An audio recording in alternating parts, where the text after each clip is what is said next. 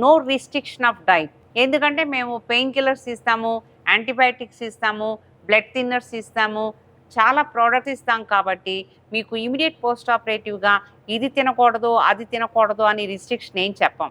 కానీ in general ఏంటంటే surgery అయిన తర్వాత పప్పు తినకూడదు, పెరుగు తినకూడదు, ఇలాంటివన్నీ అవి చాలా వరకు పేషెంట్స్కి అవి చెప్పినా అర్థం చేసుకోరు. నీ జాయింట్ పాడైపోద్దేమో, చీము పడుతుందేమో అని చాలా రిస్ట్రిక్ట్ చేసుకుంటారు. మేము పదే పదే చెప్తాం, సరి అయిన డైట్ తీసుకోవాలి, పెరుగు తినాలి, పప్పు తినాలి, నాన్ వెజిటేరియన్ తినాలి, ఎగ్ వైట్ తినాలి, ఇలాంటివన్నీ చెప్తామన్నమాట. స్పెషల్ డైట్ అంటే ఇవే, ఎక్కువ ప్రోటీన్ ఫుడ్ ఉండాలి. తర్వాత కర్డ్స్ అనేవేమో ప్రోబయాటిక్ కింద హెల్ప్ చేస్తాయి, గ్యాస్ట్రైటిస్ని తగ్గిస్తాయి అన్నమాట.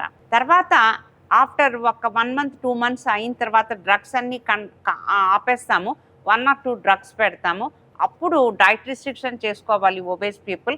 తర్వాత పేషెంట్స్కి పాజిటివ్ యాటిట్యూడ్ ఉండాలి.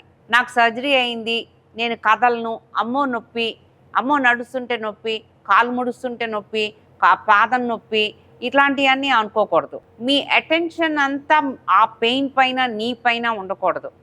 నేను చేయించుకున్నాను, బాగా నడవాలి, అందరికంటే బాగుండాలి, పిల్లల్ని చూసుకోవాలి, బాగా నేను జాబ్ చేసుకోవాలి, లేకపోతే నా రిటైర్మెంట్ తర్వాత నేను ఇంకో జాబ్ చూసుకోవాలి, I have to be active అన్నట్లుగా ఉండాలి. అమ్మో లేదు, నేను కదలలేను, అమ్మో నొప్పి, నేను చేయను అంటే అది ఆ స్వెల్లింగ్ అలానే ఉండిపోద్ది, మీకు ఆ స్టిఫ్నెస్ అలానే ఉండిపోద్ది. సో నేను పేషెంట్స్కి చెప్పేది ఏంటంటే పాజిటివ్ యాటిట్యూడ్ ఉండాలి. సర్జరీ అందరికీ ఒకేలా చేస్తాం, ఎవ్వరూ ఏ డాక్టర్ గారు స్పాయిల్ చేయరు. కాబట్టి మీరు మీ చేతులతోటి మీరు యాక్టివ్గా ఉండటం నేర్చుకోవాలి.